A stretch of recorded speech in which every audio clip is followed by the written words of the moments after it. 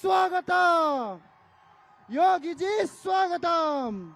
महाराज, हम आपका स्वागत करते हैं, वंदन करते हैं, अभिनंदन करते हैं। आपको अनुरोध करते हैं कि हमारी जो जनता आपके लिए बहुत टाइम से रुकी हुई है, उनको आप संबोधन करें।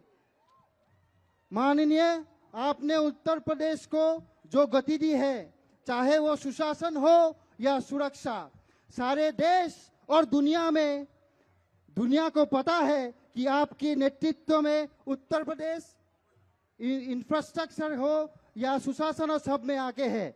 मैं अभी अनुरोध करता हूं हमारे प्रत्याशी और सांसद महोदय को, जो हमारे सम्मानीय अतिथि योगी आदित्यनाथ महाराज जी को संबोधना दे। मैं तीनों मंडल अध्यक्षों को अनुरोध करता हूं, शिवदा, जीवन पाठक, शिवचरण गोवाला, जीवन दा, আপোনালোকে যি সম্বৰ্ধনা আমাৰ সামগ্ৰী আছে আনি পেলাই সন্মানীয় আমাৰ বিধায়ক আৰু সাংসদৰ হাতত দিয়ে, যাতে তেওঁ আমাৰ অতিথি মহাৰাজ যোগী আদিত্যনাথ ডাঙৰীয়াক সম্বৰ্ধনা জনায়। স্বাগতম স্বাগতম। योगीजी स्वागतम। स्वागतम स्वागतम। योगीजी स्वागतम। जोरदार हाथ चापरिरे तेखेते गम पाय जे अखोमर बरसला समष्टिर राइज तेखेतर अपेक्षात रखी आसिल। वंदे मातरम। भारत माता की, भारत माता की, भारत माता की।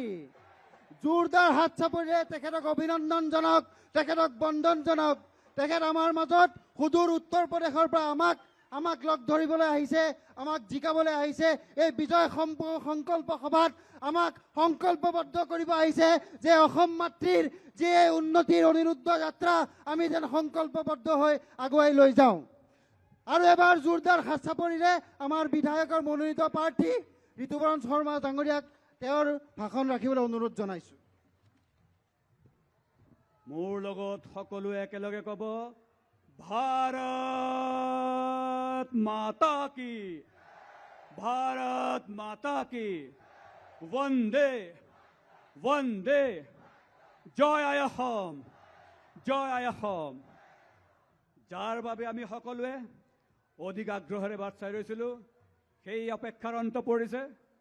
হিন্দু হৃদয় সম্ৰাট উত্তৰ প্ৰদেশৰ জনপ্ৰিয় তথা গোটেই বিশ্বৰেই জনপ্ৰিয় নেতাসকলৰ মাজত এজন योगी आदित्यनाथ जी আজি বৰছলা সমষ্টিৰ এই ঐতিহাসিক খেলপথাৰত আহি উপস্থিত হৈছেহি। মই প্ৰথমেই সমূহ বৰছলাবাসীৰ হৈ যোগীজীক এই অঞ্চললৈ আদৰণি জনাইছোঁ।